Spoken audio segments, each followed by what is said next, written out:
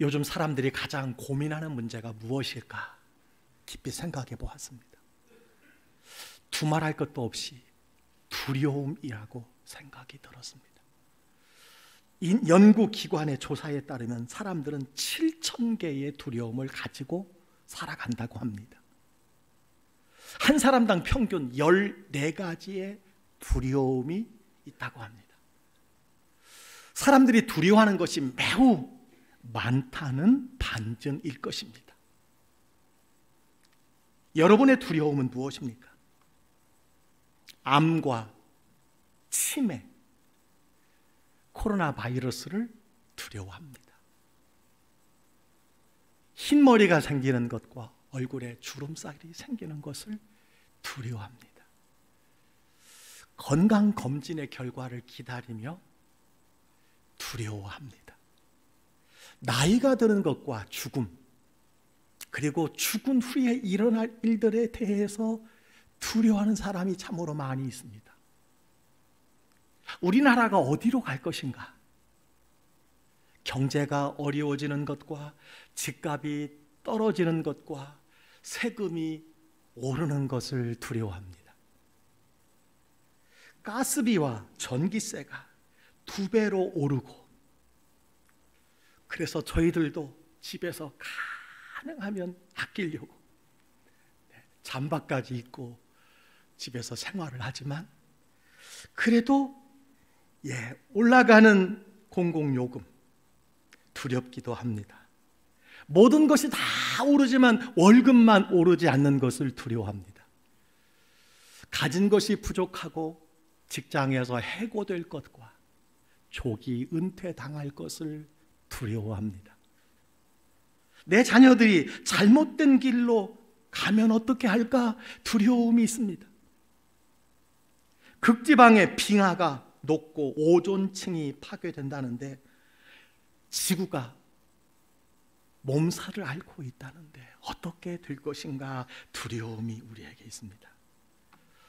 이런저런 두려움을 생각하다 보면 잠 못 이룰 때가 많이 있습니다. 그래서 불면증에 시달리는 사람들이 코로나 팬데믹 이후에 갑절로 늘어났다는 여러분 뉴스를 보았습니다.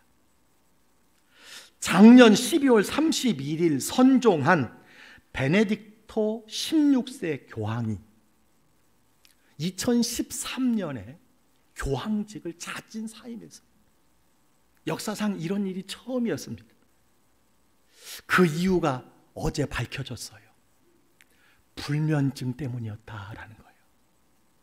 교황이 불면증 때문에 그 직을 내려놓았다는 겁니다. 충격적인 소식이었어요.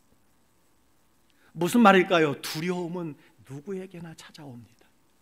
두려움은 인간 모두에게 찾아온다는 거예요. 두려움은 불면증으로 그리고 우울증으로 발전합니다. 여러분은 지금 어떤 두려움을 가지고 살아가십니까? 예수님을 믿으면서도 왜 우리는 여전히 두려움 속에서 살아가는 것일까요?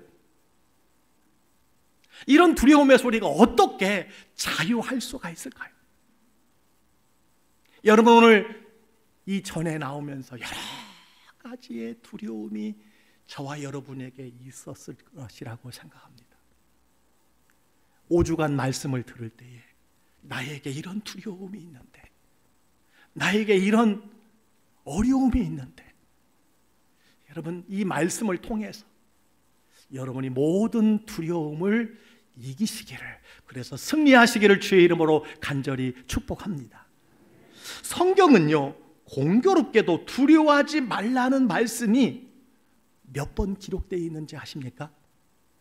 365번 기록되어 있다고 합니다. 왜 그럴까?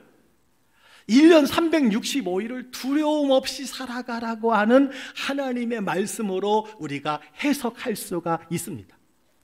그렇습니다. 예수 믿는 하나님의 사람들은, 그리스도 안에 있는 사람들은 두려워 말라고 주님께서 말씀하신 것을 들어야 될 줄 믿습니다. 자, 그렇다면 이 두려움이 사람들에게 가져다주는 손실이 무엇일까요? 왜 두려워하지 말라는 것일까요? 첫째는요, 잠재력을 마비시킵니다. 사람이 두려워하기 시작하면 많은 것을 중단하게 됩니다. 두려움 있는 사람은 꿈이 없습니다. 두려움 있는 사람은 비전이 없습니다. 두려움은 마치 삶에서 브레이크와 같아요. 하나님께서 원하시는 길로 나아가지 못하도록 붙잡는 것이 두려움입니다. 여러분, 이스라엘 백성들이 왜 40년 동안 광야에서 방황한 이유가 무엇일까요? 두려움 때문이었습니다. 두려움. 예수님이 돌아가신 후 제자들이 오늘 본문에 보니까 유대인들이 두려워서 모인 곳에 문을 닫았다고 그랬어요. 두려움은 항상 마음의 문을 굳게 닫는 것입니다. 마음의 문을 걸어 잠그는 거예요. 두려움에 또 하나의 손실이 있습니다. 관계를 깨트린다는 거예요. 아담과 하와가 죄를 범한 후에 에덴 동산에서 하나님이 두려워서 숨었습니다. 두려움은 숨게 만들어요. 자신을 속이고 거짓말하게 만듭니다. 움츠리게 만듭니다. 사랑할 수 없게 합니다. 두려움은 주변에 있는 모든 사람에게 많은 영향을 미친다고 할 수가 있습니다. 부모들의 두려움은 자녀들의 삶의 거침돌이 될 수도 있어요. 비전을 품지 못하게 합니다. 자녀들의 창조적인 일들을 방해할 때가 많이 있어요. 두렵기 때문이지요. 그래서 어떤 가정에서는 자녀들이 여행 가는 것도 여러분 막고 또 못 가게 하는 경우가 많이 있습니다. 왜? 세상이 두렵기 때문이지요. 여러분, 지도자들의 두려움은 무엇을 가져다 줍니까? 공동체를 약화시킵니다. 공동체를 제자리에 머물게 하는 거예요. 퇴보시킵니다. 변화로 나아가지 못하게 해요. 왜? 두려움 때문에. 두려움이 가져다주는 또 하나의 손실이 있습니다. 행복을 파괴합니다. 여러분은 걱정하다가 잠 못 이룬 적 있습니까?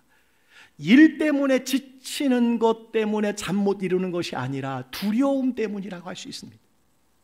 두려움이 여러분 행복을 파괴합니다.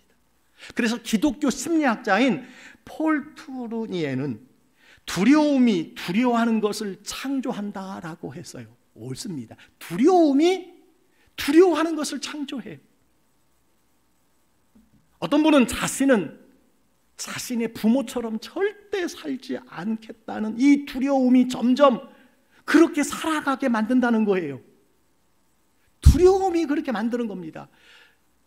병이 날까 두려워하다 보면 진짜 아프게 되는 거예요. 저에게 한 가지 작은 두려움이 있습니다.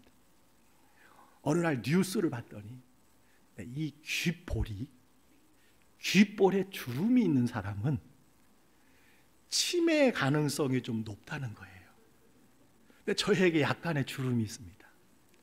제가 사람을 만나면 제일 먼저 보는 게 뭘까요? 귓볼을 봅니다. 제게 너무 기쁠 때가 있어요. 연세가 많이 드셔서 건강한데 그분의 귀에 주름이 있더라고요. 얼마나 감사한지 몰라요.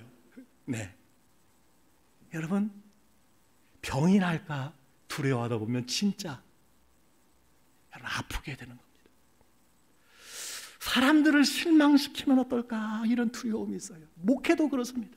내가 잘못하면 어떨까? 잘못되면 어떨까? 실수하면 어떨까? 이것이 여러분 두려움으로 늘 찾아오게 합니다. 그래서 여러분 코로나 팬데믹 3년 동안에 1000명 이상의 교회의 목회자들의 80%가 번아웃에 빠졌다라고 하는 그런 결과를 보았습니다.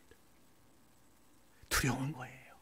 어떻게 목회를 해야 할지, 어떻게 성도들을 돌봐야 할지. 여러분, 두려움은 하나님이 주신 사명을 이루지 못하게 할 때가 많이 있다는 거예요. 오늘 본문에서 예수님의 제자였던 도마도 여러분 두려워했습니다. 십자가에 죽으신 예수님께서 이대로 패배하고 끝나는 것일까? 부활하신 예수님이 제자들을 찾아오셨을 때 도마는 함께 있지 않아서 부활하신 예수님을 믿지 못했어요. 예수님은 의심 많은 도마에게 말씀하셨습니다. 더 이상 두려워하지 말라. 너는 나를 본고로 믿느냐? 보지 못하고 믿는 자들은 복되도다. 예수님은 죽음에서 부활하셨습니다. 그리고 두려움에 떠는 제자들, 아니 오늘도 두려움 속에서 살아가는 우리에게 말씀하십니다. 두려워하지 말라. 나를 믿으라. 이렇게 말씀하시는 것입니다. 예수님을 믿으면 우리에게 자동적으로 찾아오는 두 가지 선물이 있습니다. 신약의 선물이 무엇입니까? 은혜입니다. 구약의 선물 평강입니다. 샬롬입니다. 예수를 믿으면 가장 먼저 우리가 받는 선물이 은혜와 평강이에요. 여러분에게 이 은혜와 평강이 넘치시기를 주의 이름으로 축원합니다. 예수님께서 부활하신 후 제자들에게 말씀하셨어요. 너희에게 평강이 있을지어다. 주님께서 두려움에 쌓여있는 제자들에게 평강을 주신 것은 두려워하지 말라는 말씀인 줄 믿습니다. 두려워하지 마시기를 주의 이름으로 축원합니다. 그렇다면 우리가 무엇을 두려워하지 말아야 될까요? 다음 주부터 여러분 4가지의 두려워하지 말 것을 우리가 설교를 통해서 듣게 됩니다. 오늘은 무엇을 두려워하지 말라는 것일까? 3가지를 살펴보는데 그 첫 번째가요, 과거에 대해서 두려워하지 말라는 거예요. 과거에 대해서 두려워하지 마시기를 바랍니다. 오늘 19절 20절은 이렇게 말씀합니다. 이날 곧 안식 후 첫날 저녁 때에 제자들이 유대인들을 두려워하여 모인 곳에 문들을 닫았더니 예수께서 오사 가운데 서서 이르시되 너희에게 평강이 있을지어다. 이 말씀을 하시고 손과 옆구리를 보이시니 제자들이 주를 보고 기뻐하더라. 예수님의 제자들은 솔직히 완전히 실패했던 사람들이었습니다. 예수님은 미리 경고하셨지만 예수님이 병정들에게 붙잡히자마자 모두 다 뿔뿔이 도망치고 말았습니다. 수제자 베드로는 예수님을 모른다고 3번이나 부인했습니다. 그래서 제자들은 자신들이 실패자들이라고 생각을 했습니다. 그래서 예수님의 제자들은 두려움에 가득 차 있었습니다. 또한 유대 종교 지도자들이 자신들을 찾으러 올까봐 문을 잠그고 집안에 숨어 있었습니다. 이때 갑자기 예수님께서 제자들에게 나타나시면서 말씀하셨습니다. 너희에게 평강이 있을지어다. 이 말씀은 예수님께서 지난날의 제자들의 모든 잘못을 용서한다라고 하는 선언이었던 것입니다. 그때서야 제자들은 부활하신 예수님을 보고 두려워하지 않게 되었던 것입니다. 우리는 과거에 범한 잘못 때문에 두려워합니다. 우리는 과거의 실수와 실패 때문에 두려워합니다. 과거에 실패한 결혼, 실패한 대인관계, 실패한 사업, 잘못과 후회로 우리는 두려워합니다. 여러분, 과거 때문에 두려워하는 사람이 있습니까? 이런 사람은 마치 자동차를 운전해 갈 때에 앞을 보고 운전하고 가는 사람이 아니라 백미러를 보고 운전하고 가는 사람과 똑같다고 할 수 있습니다. 우리가 백미러를 보고 운전하면 어떻게 됩니까? 앞으로 전진해 가기가 어렵습니다. 사고 날 확률이 아주 높습니다. 쉽게 전진하지 못하는 것입니다. 하나님이 우리에게 주신 풍성한 삶을 누릴 수 없게 되는 것입니다. 이것이 과거를 두려워할 때 일어나는 손실이라고 말할 수 있습니다. 그러므로 예수님께서는 과거의 고통으로부터, 문제로부터 우리를 자유케 하셨습니다. 우리는 과거의 사건을 잊지 못할 수 있습니다. 그러나 우리는 과거의 상처를 두려워하지 말아야 합니다. 과거의 실패를 두려워하지 말아야 합니다. 과거에 어떤 상처를 받았던지, 과거에 어떤 실수를 범했는지, 과거에 어떤 후회를 가지고 있든지 과거에서 자유할 수가 있어야 됩니다. 그래서 예수님께서 말씀하십니다. 평강이 있을지어다. 예수님께서는 여러분의 과거의 상처를 치료해 주신 줄 믿습니다. 예수님께서는 여러분의 아픈 기억을 잊게 해 주신 줄 믿습니다. 여러분의 과거의 허물과 죄를 다 용서해 주신 줄 믿습니다. 여러분 더 이상 과거로 인하여, 지난날로 인하여 두려워 마시기를 주의 이름으로 축원합니다. 고린도후서 5장 17절 우리가 늘 고백하는 말씀이 있습니다. 누구든지 그리스도 안에 있으면 새로운 피조물이라 이전 것은 지나갔으니 보라 새 것이 되었도다. 우리는 그리스도 안에 있는 사람입니다. 왜 그리스도 밖에 있는 사람들처럼 염려하느냐는 겁니다. 이사야 43장 19절은 말합니다. 보라 내가 새 일을 행하리니 이제 나타날 것이라 너희가 그것을 알지 못하겠느냐. 과거의 두려움을 벗어버리고 새 일을 향하여 하나님이 행하실 새 일을 기대하며 나가라고 말씀해 주고 있습니다. 우리가 두려워하지 말 것은 과거만이 아닙니다. 현재에 대해 두려워하지 말아야 합니다. 도마에게는 한 가지 문제가 있었습니다. 바로 의심이었습니다.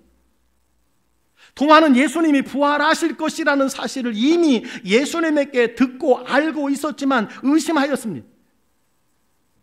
예수님이 부활할 때 12 제자들에게 나타나셨을 때 도마는 그 자리에 없었습니다. 제자들을 통해 예수님의 부활을 전해 들은 도마는 그 말을 믿지 않았습니다. 그는 말합니다. 내가 직접 예수님의 손에 못자국을 보고 손가락을 못자국과 옆구리에 넣어보지 않고는 믿을 수 없다고 했습니다. 부활하신 예수님은 이런 도마에게 친히 나타나셨습니다. 그리고는 도마가 가지고 있던 의심의 문제를 해결해 주셨습니다. 그래서 요한복음 20장 27절에 이렇게 말씀합니다. 내 손가락을 이리 내밀어 내 손을 보고 내 손을 내밀어 내 옆구리에 넣어보라. 그리하여 믿음 없는 자가 되지 말고 믿는 자가 되라. 비로소 도마는 믿음의 고백을 드렸습니다. 나의 주님이시요 나의 하나님이십니다. 나의 주요 나의 하나님이십니다.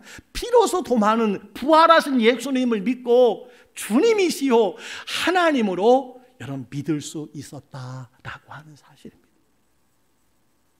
도마의 의심과 두려움은 예수님의 부활에 대한 믿음 없는 것이었고 그것이 그로 두려움에 떨게 했던 것입니다. 오늘날 많은 성도들이 예수님을 믿으면서도 예수님을 믿는다는 것은 무엇입니까? 예수님께서 나의 허물과 죄를 대신해서 십자가에 죽으시고 어둠과 사망의 권세를 이기시고 부활하셨다라고 하는 이 믿음, 도마와 같은 이 믿음이 없음 때문에 여러분 두려움 속에서 살아간다라는 것입니다.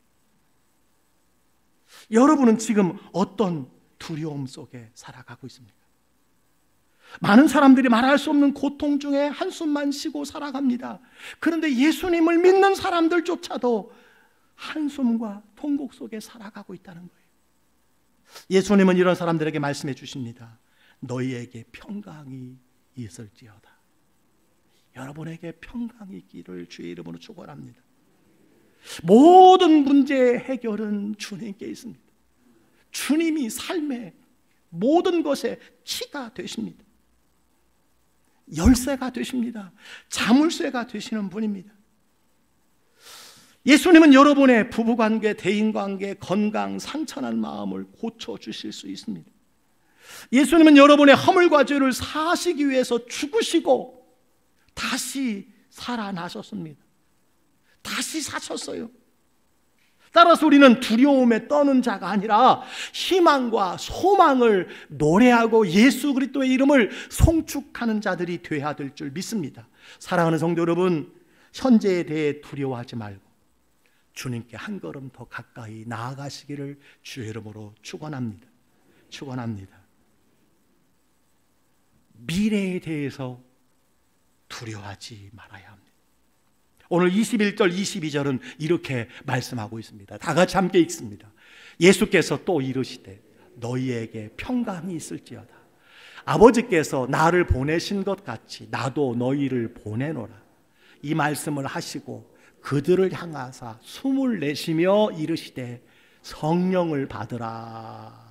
아멘. 부활하신 예수님은 제자들에게 너희에게 평강이 있을지어다 반복해서 말씀을 하십니다. 그리고 새로운 사명을 주십니다. 사명을 발견하고 사명을 위해 달려가는 사람이 참된 미래를 살아가는 사람입니다. 제자들은 지난 3년 동안 예수님과 함께 했습니다. 그들은 예수님께서 왕좌에 오르시고 자신들은 높은 자리에 앉을 것이라고 생각했습니다. 그러나 예수님은 잡히시고 십자가에 돌아가셨습니다. 그들에게는 이제 희망이 사라졌고 미래에 대한 소망이 사라지고 말았습니다.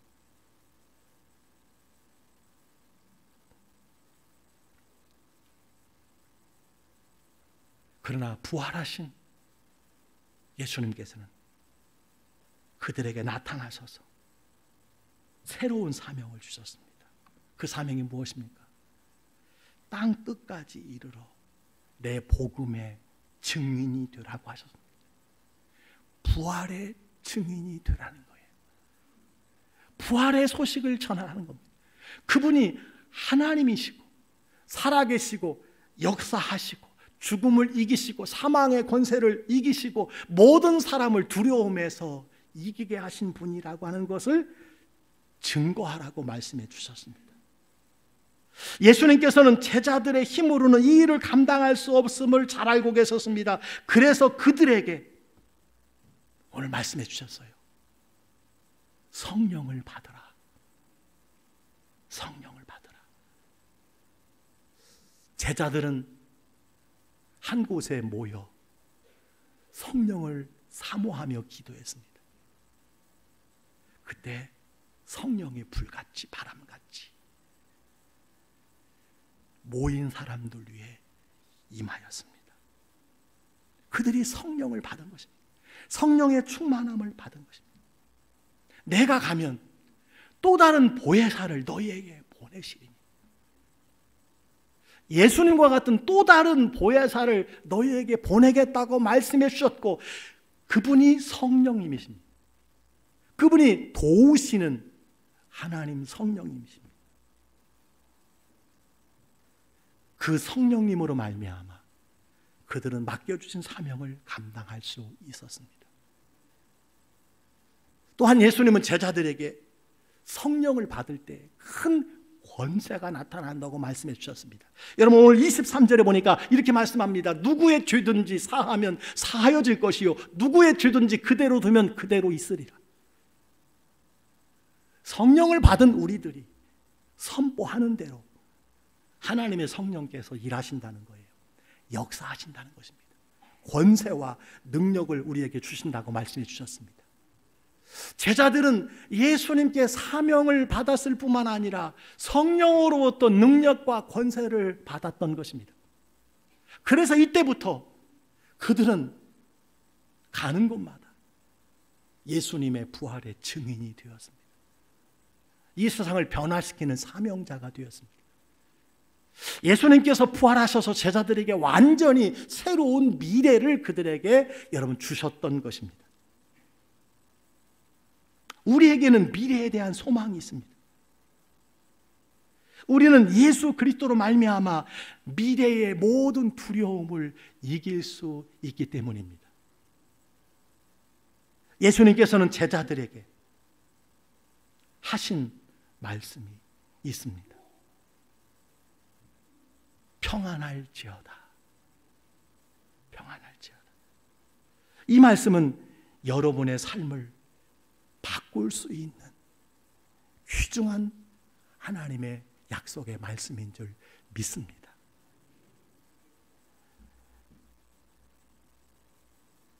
예수님은 과거, 현재, 미래의 모든 두려움을 다 해결해 주셨습니다.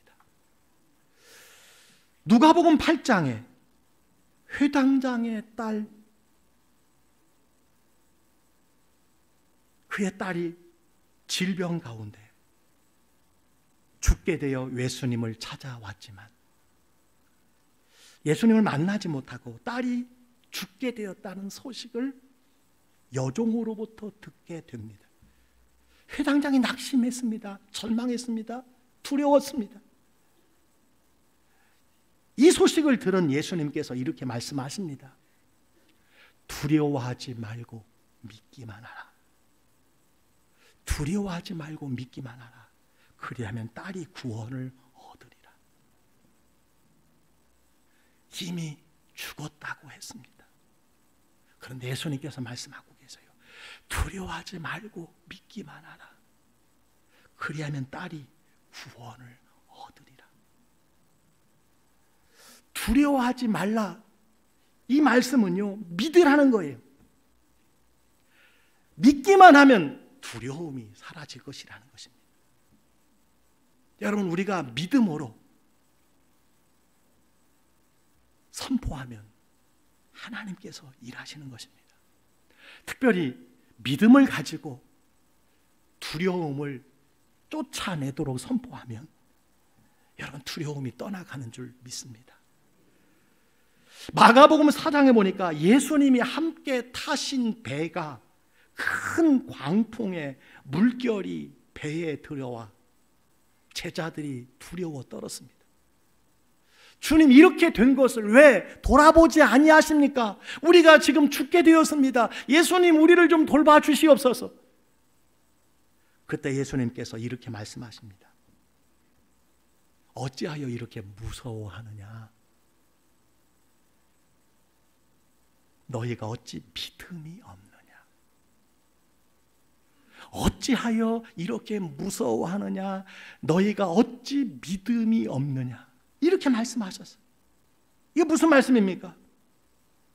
예수님께서는 두려움의 문제는 무슨 문제라는 거예요? 믿음의 문제라는 거예요. 두려워하는 것은 주님의 부활하심을, 주님의 함께하심을 믿지 못하는 것이라는 거예요. 여러분, 믿음이 있으면 두려움을 이긴다고 말씀해 주셨습니다. 사랑하는 성도 여러분, 두려워하고 있습니까? 여러분의 믿음을 점검해 보시기를 바랍니다. 예수님 십자가의 죽음으로 끝나신 분이 아닙니다. 다시 사셨습니다. 다시 부활하셨습니다. 우리와 성령으로 함께 하십니다. 우리 안에 계십니다. 우리는 그리스도 안에 있는 사람들입니다. 이 믿음이 있다면 여러분, 두려움을 능히 이길 수 있는 줄 믿습니다. 우리는 예수님을 믿는다 고백하지만 작은 두려움 앞에 믿음 없는 자로 살아갈 때가 많이 있어요. 기도할 수 있는데 왜 낙심합니까? 하나님께 맡길 수 있는데, 하나님께 의뢰할 수 있는데, 하나님을 바라볼 수 있는데 왜 두려워하느냐? 오늘 예수님께서는 우리에게 말씀해 주시고 있는 것을 보게 됩니다. 이사야 41장 10절, 우리가 가장 좋아하는 말씀 중에 하나입니다. 무슨 말씀입니까? 두려워 말라, 내가 너와 함께함이라. 놀라지 말라, 나는 내 하나님이 됨이라. 내가 너를 굳세게 하리라. 참으로 너를 도와주리라. 참으로 나의 의로운 오른손으로 너를 붙들리라.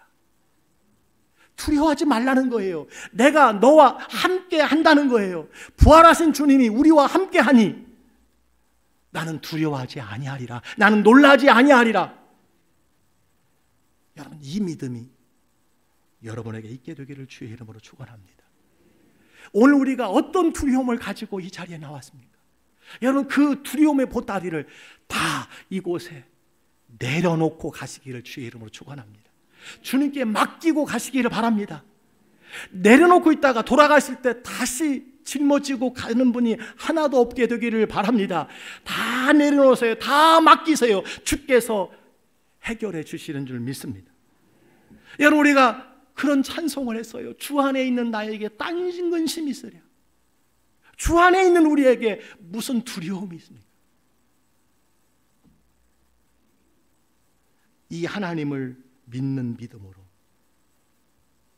두려움을 극복하고 자유함을 누리시기를 주의 이름으로 축원합니다. 우리가 이 세상에 사는 동안 두려움을 가져다 주는 수많은 일들을 만나게 됩니다. 하지만 부활하신 예수님을 믿는 믿음 때문에 우리는 이 두려움을 이길 수 있는 줄 믿습니다. 두려움은 나사렛 예수 이름을 모양하노니 떠나갈지어다. 내 삶에서 떠나갈지어다. 내 마음과 생각에서 떠나갈지어다. 우리 가정에서 떠나갈지어다. 우리 교회에서 떠나갈지어다. 선포하며 두려움에서 승리하는 여러분 다 되시기를 주의 이름으로 축원합니다.